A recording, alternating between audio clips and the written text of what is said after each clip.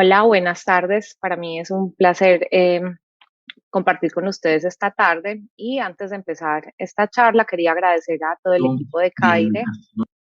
y al equipo de Roche que me invitó para participar en este simposio.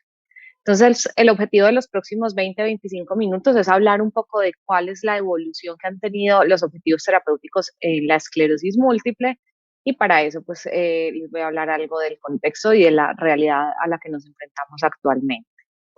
Antes de empezar, les quiero compartir mis conflictos de interés y aclararles pues, que yo soy la autora de esta presentación. Esta diapositiva la traigo como para que pongamos un poco en contexto la explosión que ha tenido la terapéutica de la esclerosis múltiple, una enfermedad que se empezó a describir de manera más detallada en el siglo XIX, pero tuvieron que pasar casi 160 años para que en la década de los 90 se publicaran los primeros resultados de las primeras terapias modificadoras de la enfermedad. Esto fueron los interferones y el acetato de glatiramel. Luego hubo un tiempo de muchísimo silencio en el que no hubo aprobaciones de tratamientos, pero que sí hubo bastante desarrollo clínico. Y al día de hoy contamos con alrededor de 15 terapias modificadoras de la enfermedad con diferentes mecanismos de acción, vías de administración y perfiles de efectos adversos que lo que hacen es mejorar el panorama para nuestros pacientes. Entonces, como les venía diciendo, inicialmente las terapias que primero se aprobaron fueron los interferones y el acetato de glatiramel y empezamos un poco a impactar la evolución natural de la enfermedad, pero era un impacto que nosotros pensábamos pues, que era bueno porque antes no teníamos nada. Lo que hacían estas terapias modificadoras era disminuir la frecuencia de recaídas de la enfermedad, lo que llamamos brotes o recaídas, que son las exacerbaciones agudas de la enfermedad, pero en los ensayos clínicos inicialmente no se mostró que estas terapias tuvieran un efecto en la acumulación de discapacidad a largo plazo, por lo que para este momento en la historia, alrededor de los 90, teníamos muchas dudas si valía la pena o no tratar a los pacientes con estas terapias, porque la sensación que teníamos de beneficio era muy marginal y eran terapias que tenían efectos adversos, eran inyectables, el paciente podía tener dificultades en el cumplimiento del tratamiento. Entonces, este era el panorama cuando empezamos la terapéutica en esclerosis múltiple. ¿Qué pasa? Que si bien al principio no teníamos muy claros que el efecto de estos medicamentos fuera adecuado y que solo el impacto se repetía muchas veces era sobre la tasa anualizada de recaídas, cuando empezamos a ver casi 10 años después, 15 años después, y miramos para atrás a ver cuál había sido el resultado y cuál había sido el efecto de estos tratamientos en pacientes que habían empezado su tratamiento de manera temprana, vemos acá en estos gráficos que les traigo que los pacientes que empezaron tratamiento con terapias inyectables de manera temprana, que son la línea azul, tenían menos riesgo de evolucionar a una forma secundaria progresiva de la enfermedad, que es una forma con mayor discapacidad y generalmente discapacidad neurológica irreversible. Y también los pacientes que empezaban un tratamiento más temprano, a largo plazo, 5 años, 6 años, 7 años, permanecían con niveles bajos de discapacidad. Entonces, si bien inicialmente empezamos a utilizar esas terapias solo tratando de impactar la frecuencia de las recaídas, después de observar a los pacientes en el tiempo, pudimos empezar a decir que además, a largo plazo, los pacientes que empezaban esas terapias de manera temprana sí podíamos impactar en discapacidad. Mientras tanto, y mientras hicimos estas observaciones, pues también empezaron a aparecer medicamentos de mayor efectividad. Alrededor del 2004 entre 2004 y 2010 se aprobó Fingolimod, que fue el primer tratamiento oral para la esclerosis múltiple, y en 2004 Natalizumab, que fue el primer medicamento tipo anticuerpo monoclonal de alta efectividad para impactar de manera más eficiente esta enfermedad. Mientras se aprobaron esos dos medicamentos, también hubo como una revolución en los criterios diagnósticos de la enfermedad que finalmente también aceleró mucho todo este desarrollo terapéutico que hemos tenido en los últimos años. Entonces, estos son la evolución de los criterios de diagnóstico para la esclerosis múltiple que se vienen actualizando más o menos cada 5, cada 10 años y la idea no es revisarlos cada uno, pero sí explicarles que desde 2001, la actualización de 2005, 2010 y 2017, lo que han venido buscando los nuevos criterios diagnósticos de la enfermedad es poder diagnosticar a los pacientes en estadios más tempranos de la enfermedad, porque como lo vimos anteriormente, en los estudios de largo plazo, pues empezar un tratamiento temprano se ha visto que impacta de manera más positiva, disminuye el riesgo de acumulación de discapacidad, hace que los pacientes permanezcan laboralmente activos mayor tiempo, independencia funcional. Entonces, lo primero que tenemos que hacer para tratar más temprano a los pacientes, pues es aprender a diagnosticarlos de manera más temprana y sin equivocarnos en el diagnóstico. Entonces, con estos criterios, también cada vez más sensibles, permitiéndonos hacer diagnósticos más tempranos junto con terapias de altísima potencia, que son las que hemos empezado a utilizar en los últimos 10 años. Ya tenemos 3 anticuerpos monoclonales y recuerdan, natalizumab fue el primer anticuerpo monoclonal aprobado para el uso en esclerosis múltiple. Luego tuvimos alemtuzumab, ahora ocrelizumab y seguramente cada año, cada 2 años se irán sumando nuevas alternativas de alta efectividad. ¿Y cuál es el objetivo ahora? Pasamos solo de tratar las recaídas y de pensar que no teníamos efectos sobre discapacidad. Luego pasamos a medicamentos más efectivos que nos llevaron a buscar un diagnóstico y un tratamiento más temprano. Y el nuevo paradigma terapéutico, que es creo que lo que ha empezado a revolucionar el tratamiento de la esclerosis múltiple en los últimos 2 años, es no solo diagnostique temprano, trate temprano, sino que trate con el mejor tratamiento o el más efectivo que usted piensa que tiene para ese paciente según las individualidades. Y esto es importante hacer énfasis porque previo a 5 años atrás, lo frecuente que hacíamos era tener un escalonamiento terapéutico, es decir, a todos los pacientes empezarlos con terapias de baja potencia y dependiendo de su evolución, pues ir subiendo a terapias más potentes. Pero este nuevo esquema lo que nos dice es ponga al paciente en el centro, evalúe todas las variables y ofrézcale el tratamiento que usted crea que sea el mejor y el que va a lograr impactar de mejor manera su enfermedad para poder mantener a raya la discapacidad o retrasarla el mayor tiempo posible. Traje un caso clínico que creo que es la mejor manera de ilustrar estos escenarios y cómo han evolucionado en el tiempo. Este es el caso clínico de una mujer de 20 años que no tiene ningún antecedente de importancia y está como justo en donde empezamos a hacer la mayoría de los diagnósticos de esclerosis múltiple. Para contextualizar un poco la epidemiología, pues es una enfermedad que ataca a mujeres jóvenes entre los 20 y los 30 años.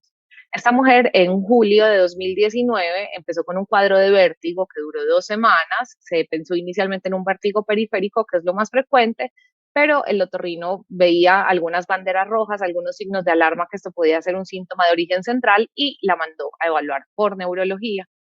Neurología ordenó una resonancia y esto fue lo que vimos, por lo menos en la resonancia de la paciente, se informaban lesiones desmielinizantes que eran características de esclerosis múltiple, que cumplían los criterios de McDonald's de 2017, tenían una distribución periventricular, yuxtacortical. Si ya vamos a ser un poco más finos, pues es una resonancia que tiene mucha carga de la enfermedad, que está bastante inflamada, vemos lesiones con bastante edema, en una mujer que no sufre de nada más y que no tenía pues como ningún otro antecedente de importancia, pues si siguiéramos los esquemas terapéuticos a los que veníamos acostumbrados a esta chica de solo 20 años con una sola manifestación de la enfermedad, pues la conducta de escalonamiento nos indicaría, empiece con un medicamento inyectable de baja potencia, hágale un seguimiento y espere una siguiente recaída o espere a que la resonancia vuelva a tener inflamación para ofrecer una terapia más potente. Entonces, ¿qué es de destacar en este caso? Que con los criterios de McDonald's de 2017, ya solo con un síntoma de la enfermedad y una resonancia que cumple criterios, es ya un diagnóstico de esclerosis múltiple con bastante certeza. Y con los nuevos cambios que se vienen en los algoritmos terapéuticos, en esta mujer que tiene algunos criterios de mal pronóstico, digamos, debutó con un síntoma del tronco encefálico, que es uno de los criterios de mal pronóstico, y el segundo que tendría es que tiene una resonancia con mucha inflamación, con una alta carga de lesiones en la resonancia. No les mostré la médula, pero además de esta inflamación en cerebro, también tenía inflamación en médula, que es un criterio de mal pronóstico. Entonces, con esta paciente que tiene todavía 40, 60 años por delante, con una enfermedad crónica y potencialmente discapacitante, que ya nos está mostrando que va a tener, que probablemente vaya a tener un curso agresivo, esta mujer tratarla temprano y tratarla con un medicamento de alta efectividad nos va a retrasar la discapacidad, nos va a retrasar el curso a una esclerosis múltiple secundaria progresiva y va a poder hacer que una mujer de 20 años pues cumpla las metas que se ha trazado en su vida adulta. Esto era también algo de información del caso clínico, como les había dicho, una resonancia bastante inflamada, tenía muchas lesiones que captaban contraste, muchas lesiones en médula y ya con esto cumplía eh, criterios de esclerosis múltiple recurrente remitente con criterios para empezar un tratamiento de alta efectividad. Entonces, ¿de dónde vienen todos los argumentos para empezar tratamientos altamente efectivos de manera temprana? Este es un gráfico que muestra un poco el continuo de la enfermedad, desde el síndrome radiológico aislado, que es una esclerosis múltiple presintomática, hasta el síndrome clínico aislado, que sería donde tenemos esta paciente, que son los pacientes que han tenido un solo síntoma, pero que cumplen criterios por resonancia de esclerosis múltiple.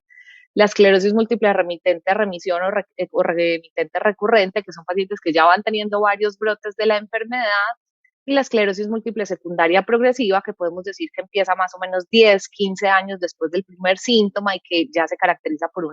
ser una enfermedad más neurodegenerativa que inflamatoria.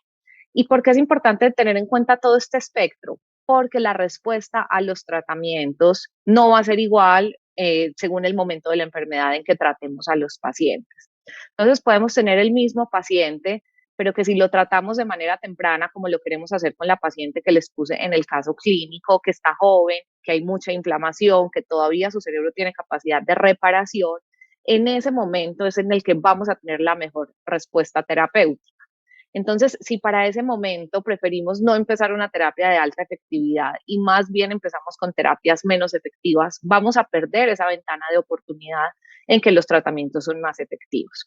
Y eso era lo que nos pasaba con el esquema de escalonamiento terapéutico. Empezábamos a los pacientes en el momento ideal, en la mejor ventana, con terapias de baja efectividad. Y ya cuando subíamos los escalones y podíamos ofrecer terapias más potentes, pues ya la enfermedad había acumulado discapacidad, había acumulado daño neurológico, había empezado un proceso neurodegenerativo que no tiene reversa y ya no veíamos la misma efectividad de los tratamientos.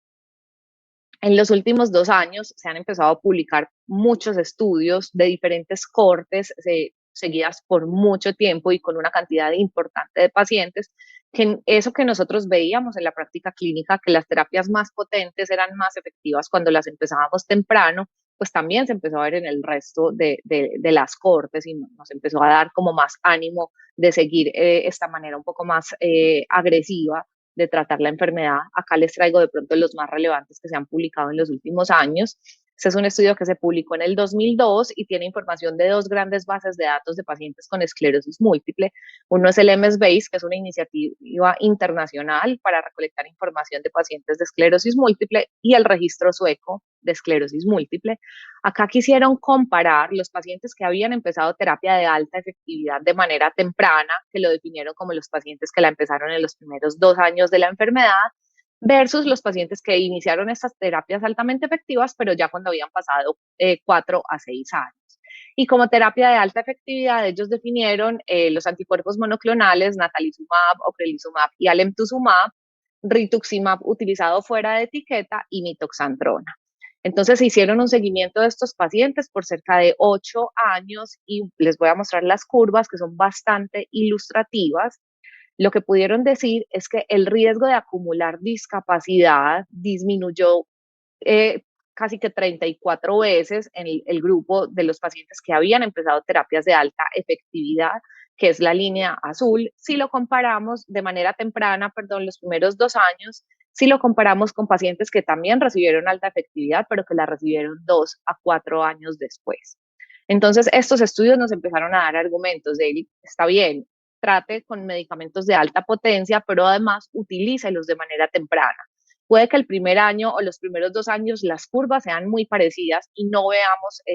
verdaderas diferencias, pero estos son pacientes que tienen una enfermedad crónica con la que van a vivir 20 años, 30 años, y las curvas claramente se separan entre más tiempo sigamos en los pacientes. Y esto creo que se va a ver reflejado en pacientes con menor discapacidad, que ese finalmente es el objetivo de tratar pacientes con esclerosis múltiple, retrasar o evitar todo lo que podamos la aparición de discapacidad neurológica.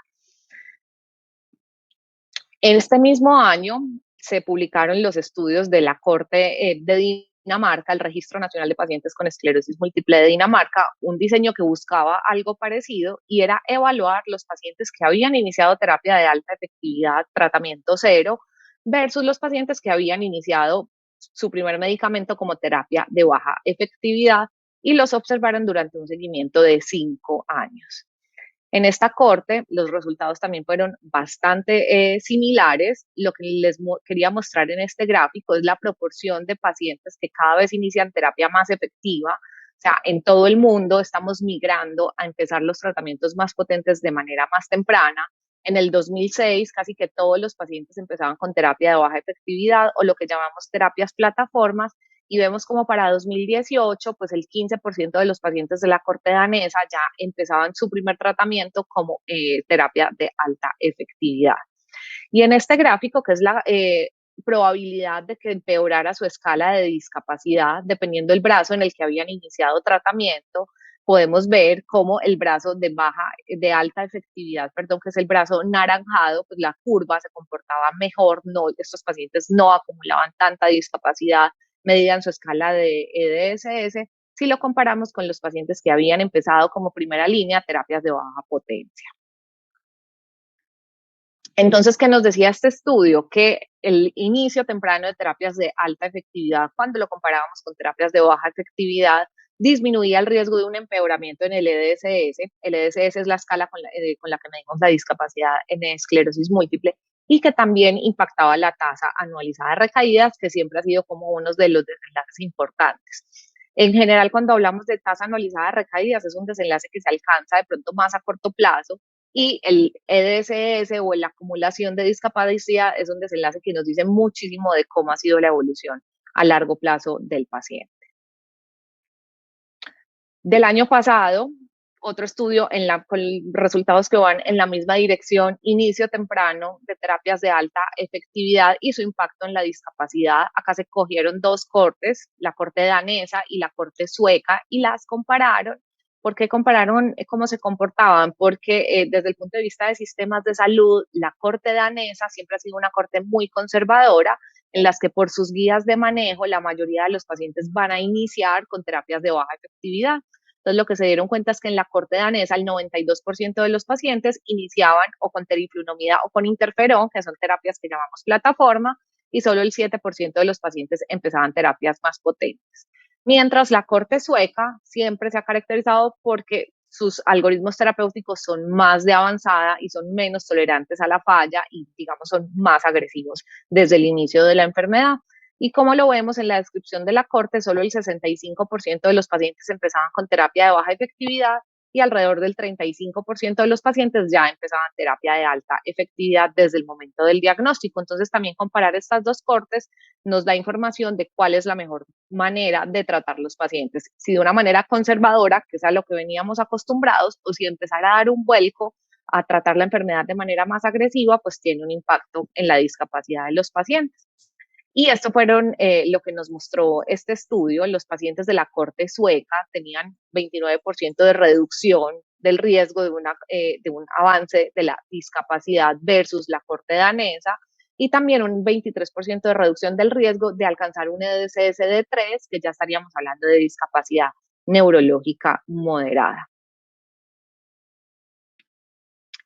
Que también nos dio información al respecto, que los pacientes que inician con terapias más potentes tienen menos riesgo de fallar y de tenerse que cambiar de medicamentos. Y eso es importante porque tener que estar cambiando los pacientes cada año, cada 2 años, pues los medicamentos se demoran en hacer efecto, la cantidad de exámenes, de resonancia y el tiempo que perdemos teniendo que pasar a un paciente de un medicamento de baja potencia a media potencia a alta potencia, pues lo que perdemos ahí de tiempo también lo estamos perdiendo de cerebro. Entonces también es otra de las ventajas de iniciar un tratamiento, digamos, más agresivo o más potente desde el inicio, es que la mayoría de los pacientes se van a controlar de su enfermedad y se van a poder quedar en ese tratamiento muchísimo tiempo. Y también de manera indirecta nos dice que no necesariamente poner terapias más potentes se relaciona con que los pacientes vayan a tener más efectos adversos que vayan a limitar la continuidad del tratamiento.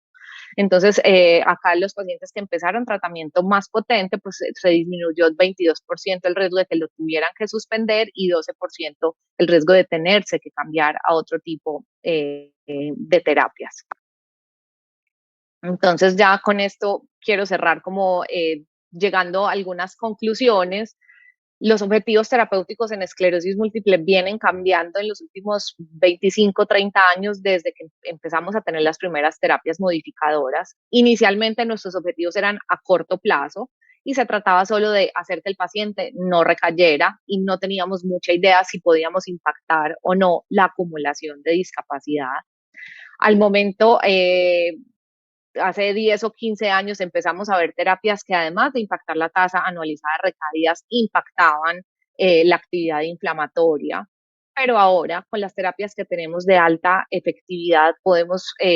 decir que se impacta de manera adecuada o se disminuye por lo menos de manera importante y significativa el riesgo de acumulación de discapacidad, sea porque los pacientes se discapaciten por las recaídas o porque los pacientes progresen a formas progresivas de la enfermedad que en general son más discapacitantes.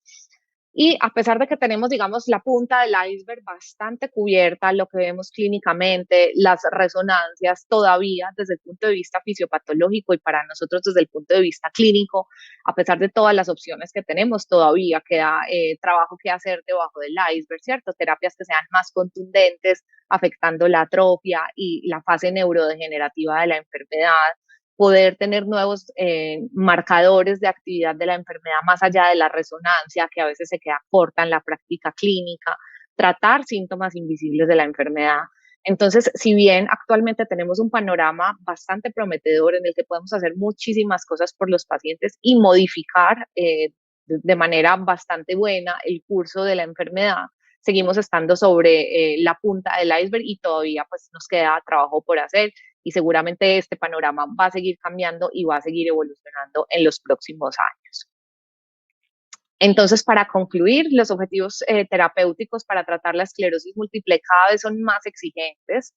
cada vez han demostrado que el impacto no es a corto plazo, sino que es a largo plazo y en los últimos 2 años hemos empezado a tener evidencia contundente que nos respalda, digamos, el uso de estas terapias y que si bien cuando empezaron los interferones no pensábamos que estos medicamentos iban a cambiar el curso de la enfermedad, pues ahora casi 30 años después sí podemos decir que diagnosticar temprano, tratar temprano y tratar con medicamentos de alta eficacia sí puede lograr modificar el curso de una enfermedad potencialmente discapacitante como es la esclerosis múltiple.